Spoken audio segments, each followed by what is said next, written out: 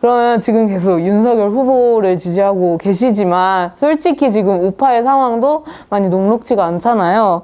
이런 상황들을 다 봤을 때 솔직히 좀 정 떨어질 법도 한데 그럼에도 우파를 지지하고 싶으신지 그리고 그 이유도 같이 말씀해 주세요. 일단 저는 그 정치 성향적으로 보면은 신자유주의자예요. 네. 신자유주의자고 대처주의를 지금 우리나라에서도 좀 했으면 좋겠다 이렇게 생각하는 사람이라서 국민의힘이 아니면 대체 정당이 없고 또 앞으로도 우파의 길을 걸을 예정입니다.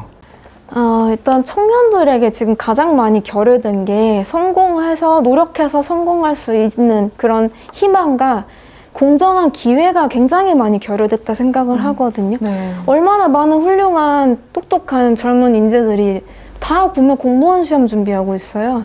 근데 진짜 안타까운 일이라고 생각해요. 이 청년들이 활동하고 역량을 펼치고 본인들의 능력을 발휘할 수 있는 곳이 얼마나 많은데 그런 것들을 다 죽이고 공무원 시험 공부를 다 하고 있다는 거는 결국은 이거는 바람직한 일이 아니라고 생각을 하고 저는 그 자유 경쟁, 자유 민주주의의 그런 원칙을 바탕으로 한 우파에서 정권을 좀 잘 이끌어 나가서 좀 더 바람직하고 공정한 나라를 만들어줬으면 좋겠다고 생각을 합니다.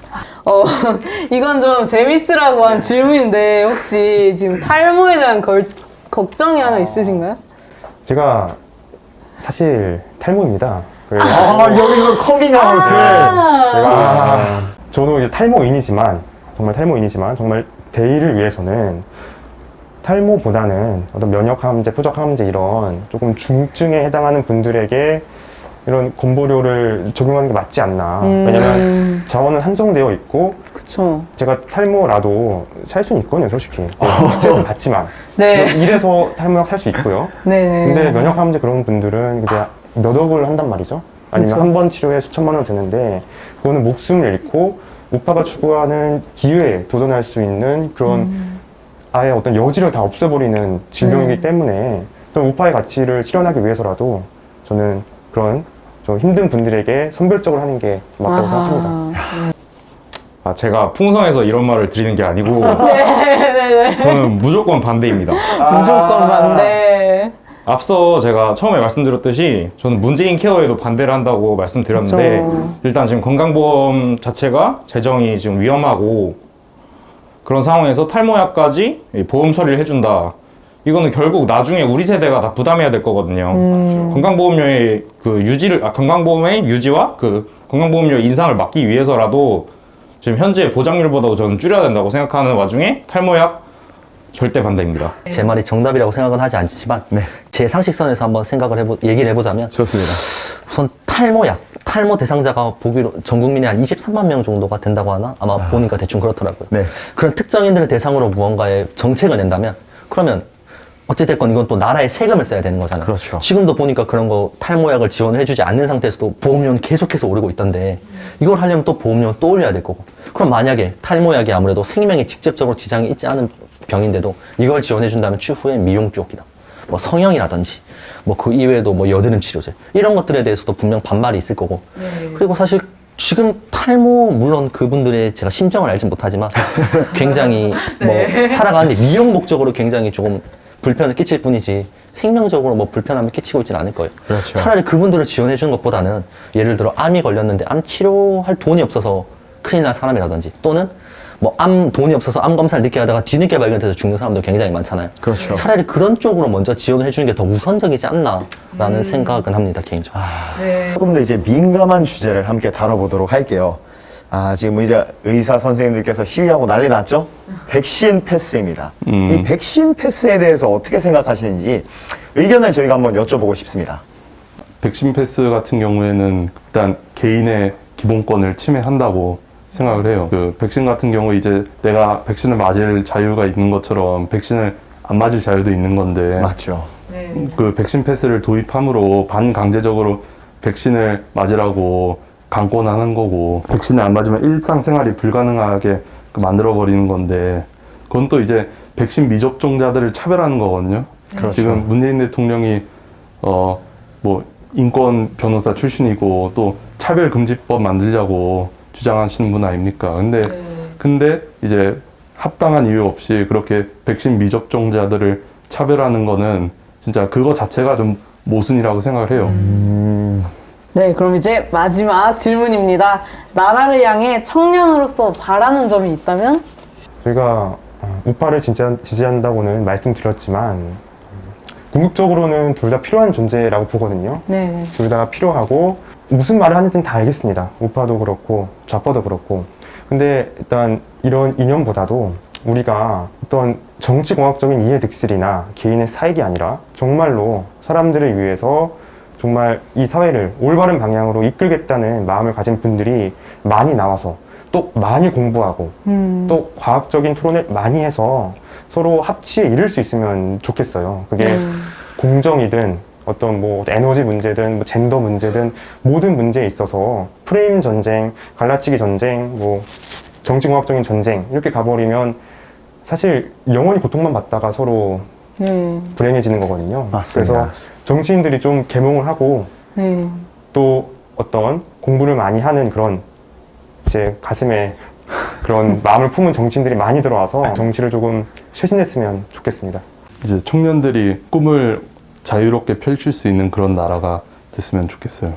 지금 뭐 청년들도 각자 자기들만의 이제 인생을 설계해 나갈 그런 비전을 가지고 살아가고 싶을 건데 지금 우리나라는 그 청년들이 자기 꿈을 노래하지 못하도록 그 입을 틀어막고 있다고 저는 생각을 하거든요. 그래서 하루빨리 그 우리 청년들이 자기 꿈을 가지고 훨훨 날아갔으면 좋겠다 이런 바람을 가지고 있어요. 이 나라를 이끌어갈 정치인들이 이 세대들 청년의 마음을 어떻게 헤아리고 어떤 식으로 나아가 주셨으면 좋겠는지. 네, 국회에 계신 여러 의원분들 매일 나라를 위해서 힘써주셔서 감사합니다. 제가 청년으로서 감히 몇 가지 말씀드리고자 합니다. 저희 청년들이 원하는 게 뭐 많다, 참 뭐 투정도 많이 부리는 것처럼 느끼실 수 있지만 저희 청년들은 어떤 청년 정책이라던가 어떤 정치계의 과도한 개입으로 청년들을 이렇게 푸시하는 거를 원하는 게 아니라 우리 청년들이 자생적으로 어떤 잘 설계된 규칙 하에서 우리들이 공정하게 경쟁하고 서로의 꿈을 추구할 수 있는 그런 사회를 원하고 있습니다. 그렇기 때문에 청년 표심을 잡기 위해서 뭐 청년 정책을 한다, 뭐 이런 것들이 필요한 게 아니라 정말로 잘 설계된 어떤 시스템을 만드는데 우리 정치인분들께서 힘써 주셨으면 좋겠고, 그런 노력들이 계속 될 때 우리 청년들도 더 행복하고 우리 정치인분들도 더 보람차게 국가를 위해서 일할 수 있는 나라가 될 것입니다. 감사합니다.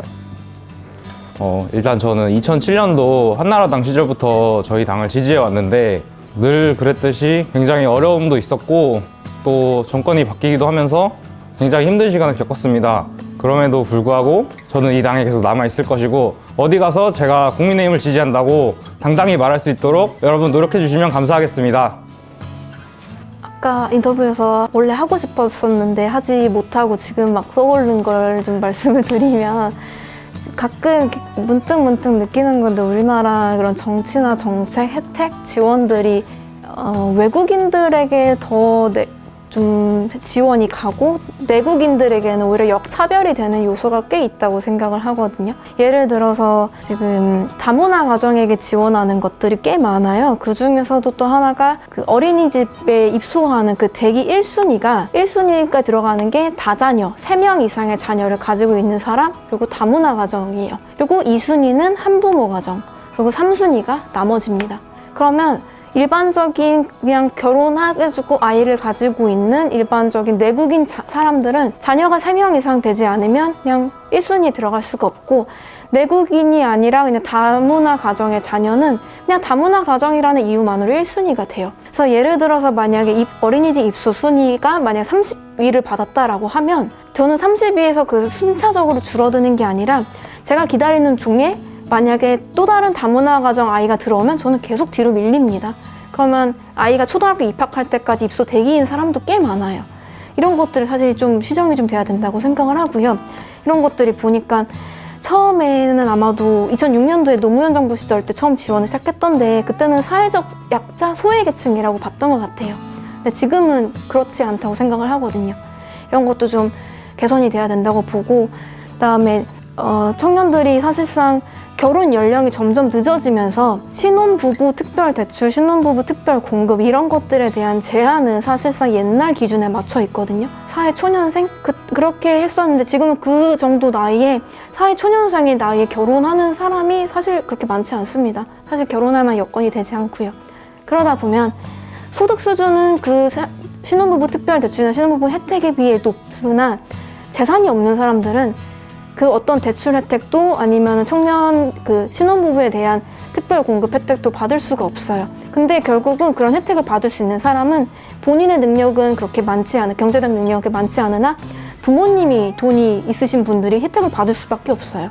왜냐하면 어차피 대출이 안 나오니까 그 대출이 안 나오는 나머지 금액을 본인들이 지불을 해야 되는데 그 금액들을 지불할 그런 경제적인 능력이 안 되거든요, 사실상. 그러니까 이런 부분은 사실 맹점이 많습니다.